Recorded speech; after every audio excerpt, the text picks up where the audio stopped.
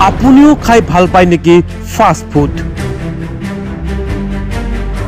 তেন্তে আপুনিও হওক সাৱধান অত্যাধিক ফাষ্ট ফুড খোৱাৰ ফলত কি হয় জানেনে আপুনি আধুনিক জীৱনশৈলীৰ ফাষ্ট ফুডৰ জনপ্ৰিয়তা বৃদ্ধি পাইছে কিন্তু ইয়াৰ নেতিবাচক প্ৰভাৱৰ বিষয়ে সজাগতা অতি জৰুৰী ফাষ্ট ফুডত পুষ্টিকৰ উপাদানৰ সীমিত আৰু অস্বাস্থ্যকৰ উপাদানৰ প্ৰাধান্যই শৰীৰৰ স্বাভাৱিক কাৰ্যক্ষমতাৰ ক্ষতি কৰে ফাষ্ট ফুডত শৰীৰৰ বাবে প্ৰয়োজনীয় পুষ্টিৰ পৰিমাণ অতি কম থাকে ইয়াৰ পৰিৱৰ্তে অত্যাধিক চৰ্বি চেনি আৰু নিমখৰ ব্যৱহাৰ কৰা হয় যিবোৰে শৰীৰৰ স্বাভাৱিক কাৰ্যক্ষমতাৰ ক্ষতি কৰে কি কি ক্ষতি হ'ব পাৰে ফাষ্ট ফুডৰ পৰা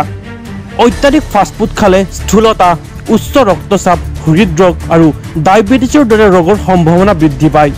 কম বয়সীয়া ল'ৰা ছোৱালীৰ ক্ষেত্ৰত ফাষ্ট ফুডৰ অভ্যাসে শাৰীৰিক আৰু মানসিক বিকাশত বাধাৰ সৃষ্টি কৰে ইয়াৰ ফলত তেওঁলোকৰ শক্তি আৰু মনোযোগৰ অভাৱ হ'ব পাৰে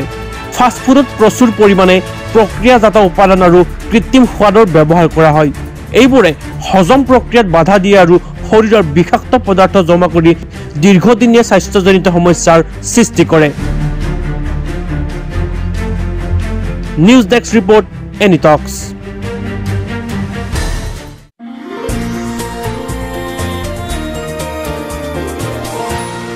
এনিটক্স হুতৰ বিপৰীতে ৰাইজৰ স্বাৰ্থত